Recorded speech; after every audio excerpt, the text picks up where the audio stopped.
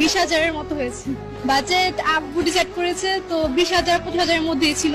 তো সবার মিলে ফুল ফ্যামিলি সবাই আসছে, শুধু বড় বোন বাদে। বড় বোনের বিয়ে হয়ে গেছে, সবাই আসছে একসাথে।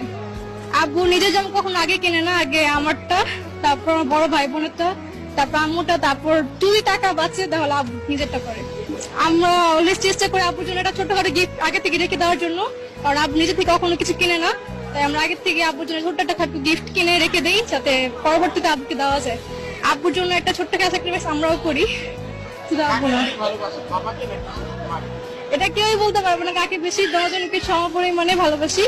হ্যাঁ, কিন্তু স্যাক্রিফাইস আব্বু বেশি করে টাকা পয়সার দিক দিয়ে, আর আম্মু করে ঘরের দিক দিয়ে। যেমন আমাদের পড়াশোনা করানোর জন্য আম্মু হেল্প করে। দুজনকে সমানভাবে ভালোবাসা হয়, এটা বলা যাবে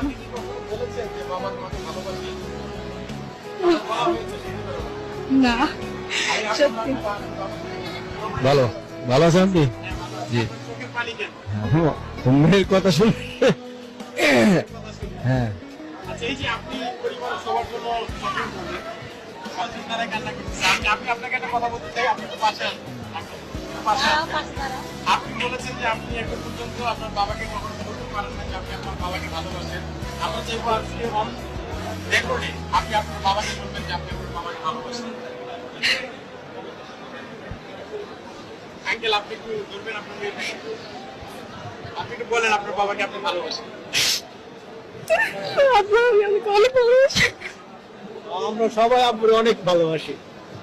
সবার চোখের পানি। আপনি তো আপনি এদিকে ফ্যামিলি দেখতে পাচ্ছেন যে আজকে একটা ঈদের কেন্দ্র করে তাদের থেকে তুমি আপনি এটা হচ্ছে আনন্দের আনন্দের উৎসব, আনন্দের উৎসব। ফ্যামিলি এভাবে তাদের বাবা মায়ের